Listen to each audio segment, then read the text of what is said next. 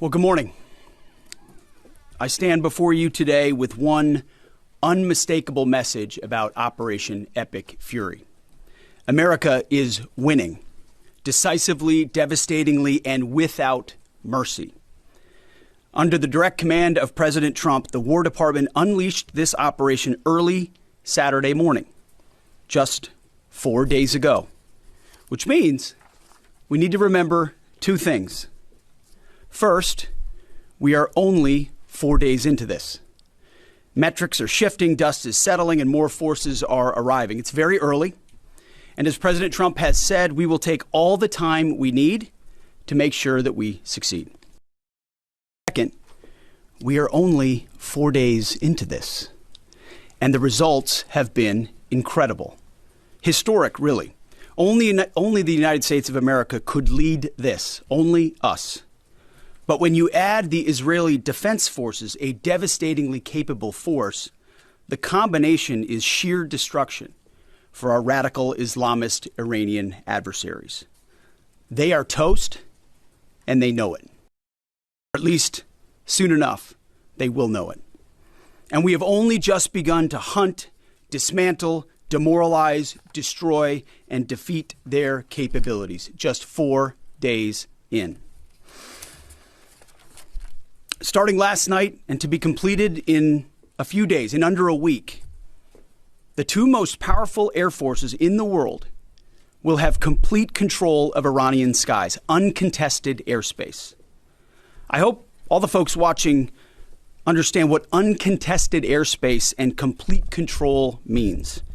It means we will fly all day, all night, day and night, finding, fixing, and finishing the missiles and defense industrial base of the Iranian military, finding and fixing their leaders and their military leaders, flying over Tehran, flying over Iran, flying over their capital, flying over the IRGC, Iranian leaders looking up and seeing only U.S. and Israeli air power every minute of every day until we decide it's over. And Iran will be able to do nothing about it. B-2s, B-52s, B-1s, Predator drones, fighters, controlling the skies, picking targets. Death and destruction from the sky all day long. We're playing for keeps. Our warfighters have maximum authorities granted personally by the president and yours truly. Our rules of engagement are bold, precise, and designed to unleash American power, not shackle it. This was never meant to be a fair fight, and it is not a fair fight. We are punching them while they're down, which is exactly how it should be. Thus far, Operation Epic Fury has delivered twice the air power of shock and awe of Iraq in 2003, minus Paul Bremer and the nation building. The campaign has 7 times the intensity of Israel's previous operations against Iran during the 12-day war. 7 times. And as President Trump said, more and larger waves are coming. We are just getting started. We are accelerating, not decelerating. Iran's capabilities are evaporating by the hour, while American strength grows fiercer, smarter, and utterly dominant. More bombers and more fighters are arriving just today. And now, with complete control of the skies, we will be using 500-pound, 1,000-pound, and 2,000-pound GPS and laser-guided precision gravity bombs, of which we have a nearly unlimited stockpile. We used more exquisite standoff munitions at the start, but no longer need to. Our stockpiles of those, as well as Patriots, remains extremely strong. The enemy can no longer shoot the volume of missiles they once did, not even close. And the chairman will lay out some of those percentages. So our air defenses and that of our allies have plenty of runway. We can sustain this fight easily for as long as we need to. And as I said yesterday, we set the terms. Now, you may not see much of it because the IRGC shut off the internet to the entirety of the country. They blind their people on purpose, just like they kill their own on purpose. Much was made of the volume of missiles Iran was able to shoot in the first few days. And sadly, as we projected, a few got through and killed 6 of our best, who will hopefully arrive home soon. We will avenge them, no doubt. But I liken Iran's predicament to a football team who scripted the first 20 plays of a game. The team knew what plays to run because their first few drives were scripted. But now that the game has started and the blitz is on, they don't know what plays to call, let alone how to get in the huddle and call those plays. Iran's senior leaders are dead. The so-called governing council that might have selected a successor, dead, missing, or cowering in bunkers, too terrified to even occupy the same room. Senior generals, mid-level officers, enlisted ranks, they can't talk or communicate, let alone mount a coordinated and sustained offensive. That's not great for morale. The Iranian Air Force is no more, built for 1996, destroyed in 2026. The Iranian Navy rests at the bottom of the Persian Gulf. Combat ineffective, decimated, destroyed, defeated, pick your adjective. In fact, last night, we sunk their prize ship, the Soleimani. Looks like POTUS got him twice. Their Navy, not a factor. Pick your adjective, it is no more. In fact, yesterday, in the Indian Ocean, and we'll play it on the screen there, an American submarine sunk an Iranian warship that thought it was safe in international waters. Instead, it was sunk by a torpedo. Quiet death. The first sinking of an enemy ship by a torpedo since World War II. Like in that war, back when we were still the War Department, we are fighting to win. So, yesterday, the leader of the unit who attempted to assassinate President Trump has been hunted down and killed. Iran tried to kill President Trump, and President Trump got the last laugh. Now, this is not a mission accomplished situation. This is simply a reality check. The combination of U.S. and Israeli intelligence and combat power will control Iran, and will control it soon. Sure, Iran will still be able to shoot some missiles and still be able to launch one-way attack drones at civilian targets, and their proxies will attempt to attack our embassies, bases, and soft targets. They are terrorists, after all, and they need to target civilians because they can't fight toe-to-toe. But we will find them, and we will kill them. This is what the fake news misses. We've taken control of Iran's airspace and waterways without boots on the ground. We control their fate. But when a few drones get through or tragic things happen, it's front page news. I get it. The press only wants to make the president look bad, but try for once to report the reality. The terms of this war will be set by us at every step. As I said Monday, the mission is laser focused. Obliterate Iran's missiles and drones and facilities that produce them, annihilate its navy and critical security infrastructure, and sever their pathway to nuclear weapons. Iran will never possess a nuclear bomb, not on our watch, not ever. And this is why President Trump's moral clarity on Iran today is so vital. Unlike the past, where vague red lines and endless negotiations let Iran fund terror and inch ever so slightly toward a bomb, this president sees the threat plainly and acts decisively. No more half measures, especially when Iran is at its weakest. No more letting Tehran play for time while our people pay the price. His leadership ensures that we finish what we start and that we protect our warfighters by crushing the enemy before they can strike again. Our offensive operations, refined through months of relentless preparation, are unstoppable. And our defensive efforts are unprecedented. We have from the start put the protection of our troops ahead of everything else. Before we very publicly built up offensive combat power, we quietly ensured that our defensive posture and power was in place. And as we built up offensive combat power, we moved the vast majority of American troops over 90% of Americans that were on our bases, what we say off the X, out of the range of Iranian fire. Defensive shield is equally formidable. The most sophisticated air and missile defense network ever fielded. Thousands of Iranian missiles and drones have been intercepted and vaporized. Tens of thousands of American and allied lives protected. We have pushed every counter-UAS system possible forward, sparing no expense or capability. And like I said, this does not mean we can stop everything, but we ensured that the maximum possible defense and maximum possible force protection was set up before we went on offense. In closing, as President Trump told German Chancellor Merz yesterday, Iran negotiated in bad faith, stalling, scheming, and preparing to strike. And we acted decisively to defend our people, our interests, and our allies. President Trump took bold action, putting America first, the kind of bold action that the American people elected him to execute. To our steadfast partner, Israel, your mission is being executed with unmatched skill and iron determination. Fighting shoulder to shoulder with such a capable ally is a true force multiplier and a breath of fresh air.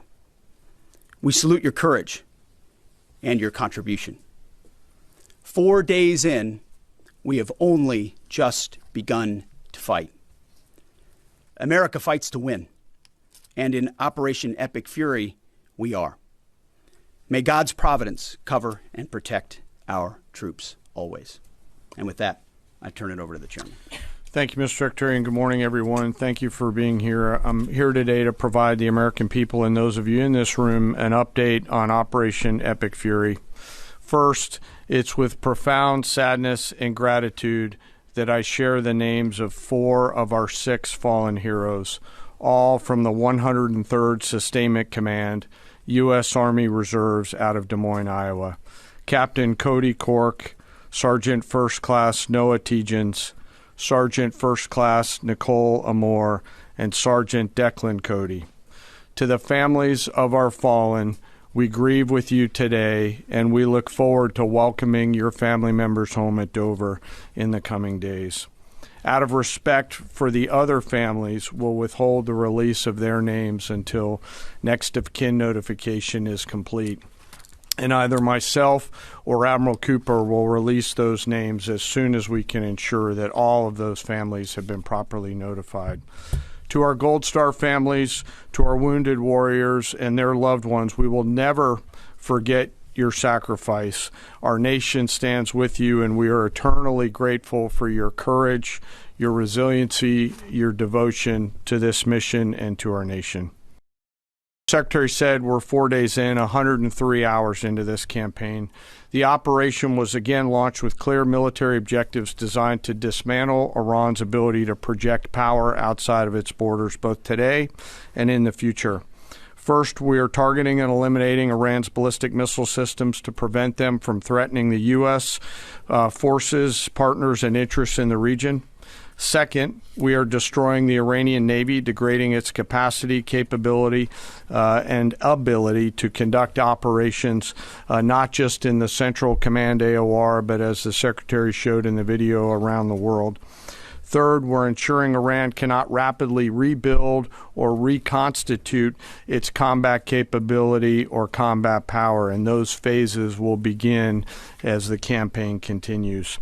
As of this morning, U.S. Central Command is making steady progress. Iran's theater ballistic missile shots fired are down 86% from the first day of fighting, with a 23% decrease just in the last 24 hours. And their one-way attack drone shots are down 73% from the opening days. This progress has allowed CENTCOM to establish localized air superiority across the southern flank of the Iranian coast and penetrate their defenses with overwhelming precision and firepower. We will now begin to expand inland, striking progressively deeper into Iranian territory and creating additional freedom of maneuver for U.S. forces. Let me explain a little bit about how we're thinking about staying ahead of the enemy. First, over the past several weeks, Admiral Cooper and the CENTCOM team have refined their operational approach to the region. Their planners identified key centers of gravity that would allow Iran to project power outside of its borders. They thought about how to isolate critical vulnerabilities and determined where, with precision, the greatest strategic effect could be achieved. As a result of this, CENTCOM is now shifting in day 4 already from large, deliberate strike packages using standoff munitions at range outside an enemy's ability to shoot at us, now into stand-in precision strikes overhead Iran. As the Secretary said, this is a point of munitions transition from standoff munitions to stand-in munitions like Joint Direct Attack munitions, which are GPS-aided free-fall weapons, and other things like Hellfires, etc. Will allow the joint force to deliver significantly increased precision effects on the target. The throttle is coming up, as the Secretary said, as opposed to ramping down. This will allow us to maintain consistent pressure on the adversary over the coming days, disrupt their launch timelines, and impose cost every day around the clock. I know there have been a lot of questions about munitions. We have sufficient precision munitions for the task at hand, both on the offense and defense. But I want to tell you, teammates, as a matter of practice, I don't want to be talking about quantities. And I know there's been a great debate about that, and I appreciate the interest, but just know that we consider that an operational security matter. Let me flip to the map here. Hopefully I don't kill anybody with a laser pointer. As I mentioned earlier, and for you with the camera right there, my friend, I hope I don't ricochet off and hurt you. Over the initial days, the U.S. Joint Forces continued to attack and attrit ballistic missile capabilities as well as integrated air defense capabilities along the southern axis. Along the northern axis, Israel and the Israeli Air Force has predominantly been working integrated air defense targets along the northern flank, as well as medium-range ballistic missile capability as well. From the sea, the USS Ford has continued to project combat power here, as well as the bomber pulses that we talked about in the opening days of this briefing.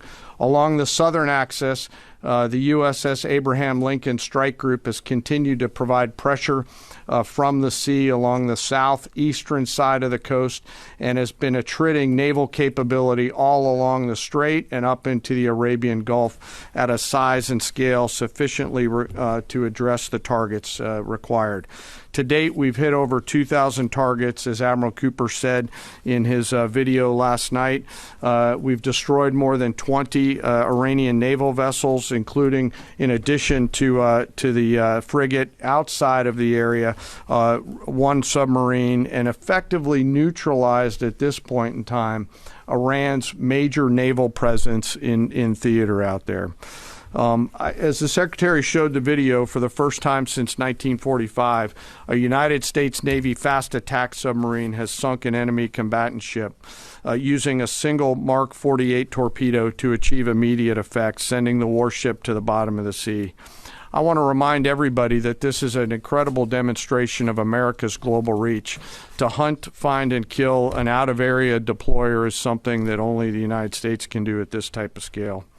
Over the next 24 to 48 hours, CENTCOM will continue to strike infrastructure and naval capability, and will continue to assess our progress against the military objectives. It does take time for us to collect that information and to assess en route. Much of our intelligence, surveillance, and reconnaissance capability is currently hunting and killing ballistic missile launchers and one-way attack capability. Precise in that assessment, and we call balls and strikes in that assessment. We take that matter seriously.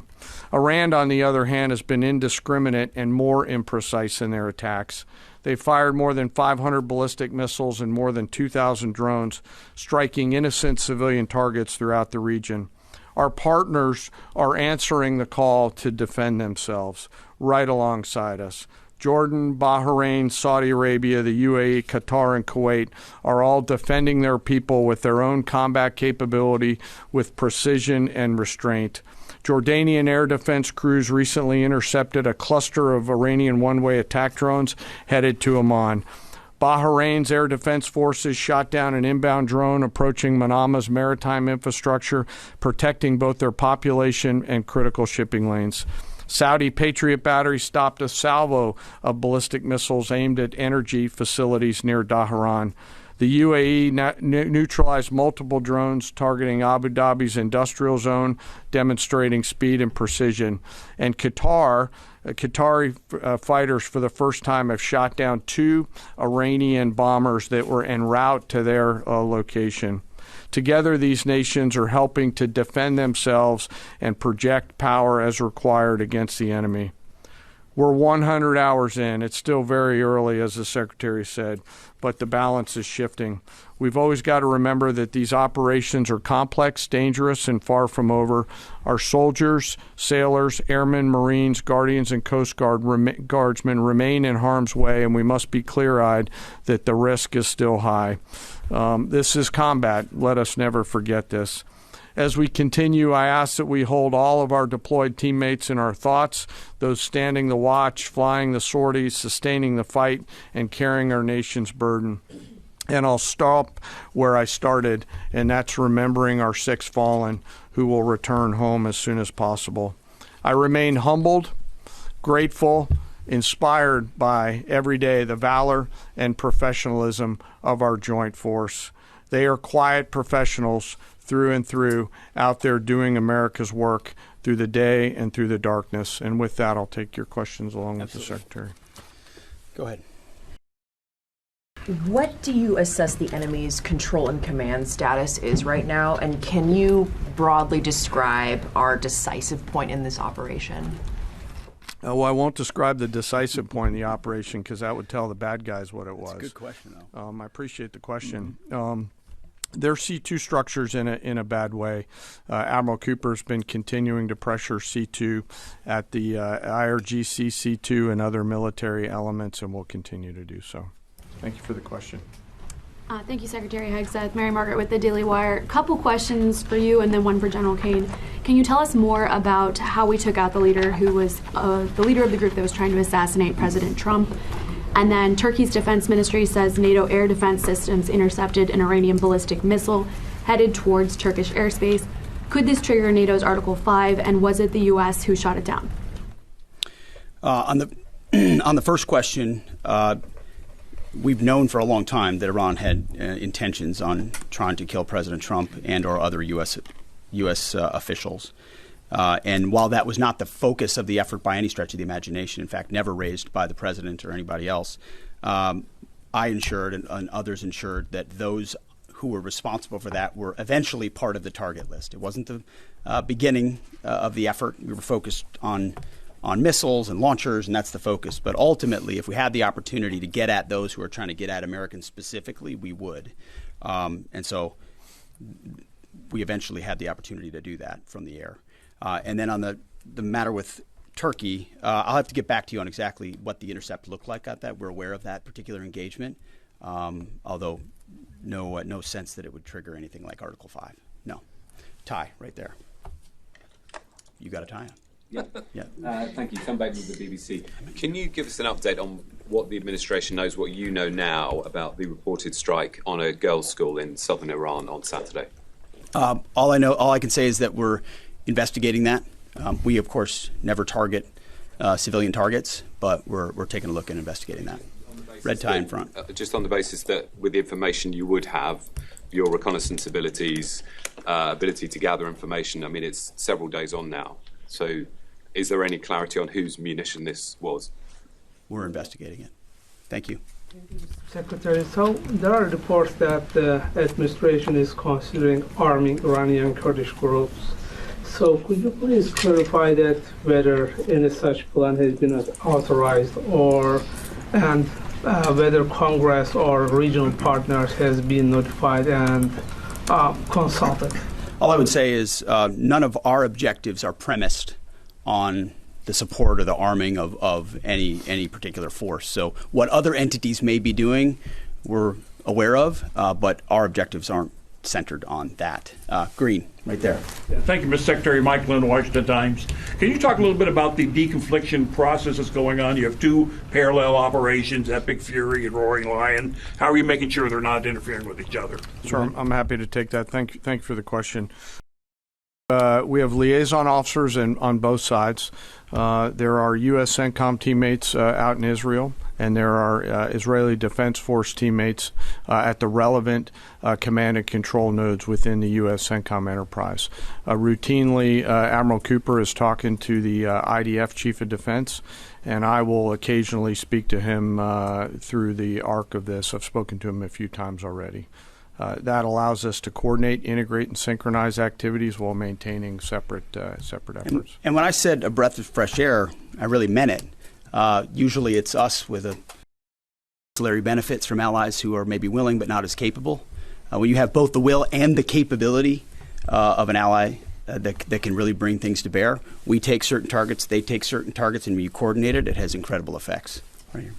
Secretary Hegseth, with respect to House Minority Leader Hakeem Jeffries' statement that the Iran mission will end in failure, what kind of message does that send to our enemies, and what does it do to the motivation of our troops? Well, I've been through that movie before with the Democrats rooting against the country. Our generation saw that in our battlefields. I think it's pretty unprecedented and unfortunate that it would occur 4 days in to an operation where, as the chairman laid out, America's best are operating in an incredibly challenging environment where they're having incredible success, but they're meeting a determined adversary. And he's been privy to briefs that we've provided. He knows how effective this has been. He's being disingenuous, which we're used to. Right here. Thank you for taking my question. Heather Mullins, Lindell TV. One of the questions I have is just really regarding the intelligence that indicated that this was something the U.S. had to get involved with at the time that you guys did. We had Operation Midnight Hammer back in June. We obliterated their nuclear facilities. What was the intelligence that suggested that somehow they became a threat once again that required us to get involved with Operation Epic Fury? I appreciate the question. The evidence in front of us since the 12-day war was that Iran had no intention of actually negotiating a nuclear deal that truly meant they did not have a pathway to the nuclear bomb. And they had a moment. Jared Kushner and Steve Witkoff, two of the best negotiators in the world, poured into that negotiation, giving them every single possible opportunity to release that ambition. And they didn't. And the intelligence that we saw they didn't intend to do it in good faith, that they had the intentions eventually to get to a place where they could have a conventional shield to block their nuclear capabilities, as I talked about yesterday. So I would separate the what from the when a little bit. The what is they've been killing Americans for 47 years. They have thousands of missiles pointed at us. They have ongoing nuclear ambitions, and they're at the weakest they've ever been. So the when became in a particular, hey, what makes the most sense to do this to ensure that the narrow objectives we have of ensuring they never have a nuclear weapon have a maximum effect? Yes, right here. Thank you, Secretary Hegseth. I had two questions. First, what is your message to Iran's allies, namely Russia and China, who have called for an immediate end to hostilities? I have a message for them, and they're not really a factor here. And our issue is not with them. It's with the nuclear ambitions of Iran. Absolutely. And are any so-called fully autonomous weapons or other AI tools being used in Operation Epic Fury? We've got a lot of autonomous systems, or systems that drones and others incorporated with smart AI aspects to them, but a lot of which I can't talk about here. Yeah. Yellow, right there. Yes, ma'am. Thank you very much, Mr. Secretary. As you know, China is accusing the United States of invading in Iran, a sovereign nation, and North Korea, which cooperate with Iran on nuclear development, has declared its commitment to protecting Iran. What is the United States' strategic response to this? And I have a second one.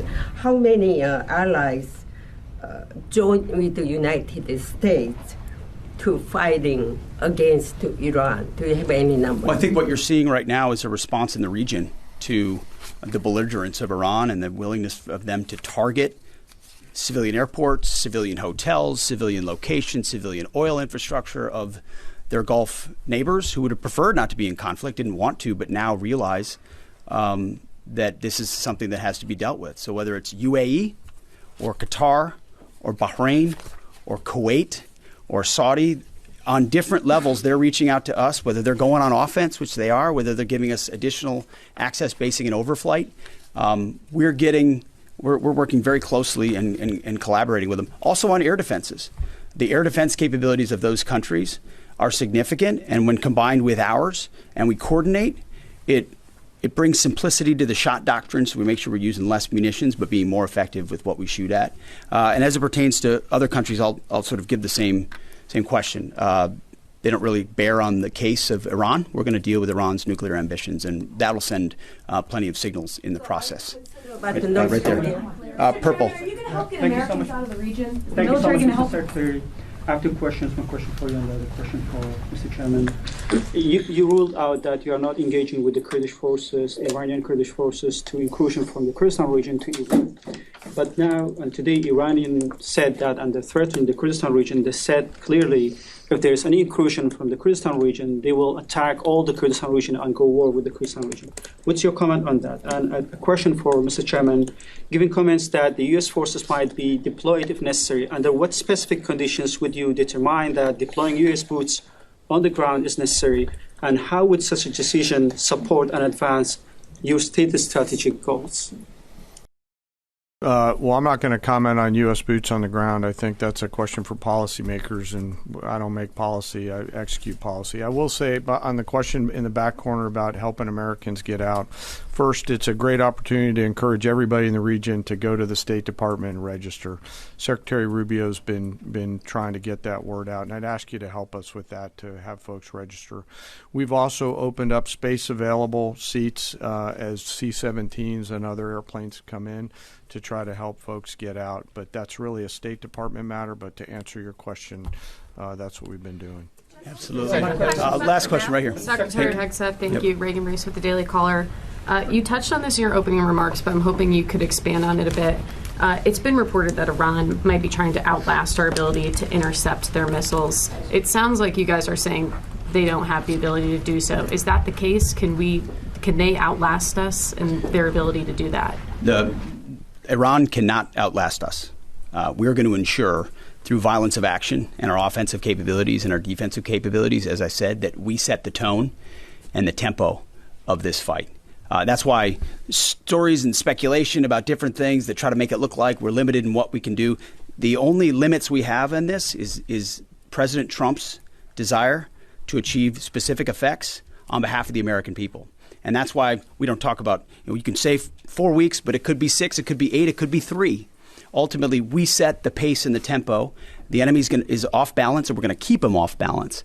And we know their ability to shoot versus our ability to defend. That difference gets wider and wider every day. Our defense gets better. Their offense capabilities diminish. As we are going into ammunitions that we, as we said, have tens of thousands of and can drop unlimited supplies on with even more effects than the standoff emissions we have now, which is why when we say the throttle's going up, the throttle's going up, and it's going to stay on high. Thank you all very much. Appreciate it.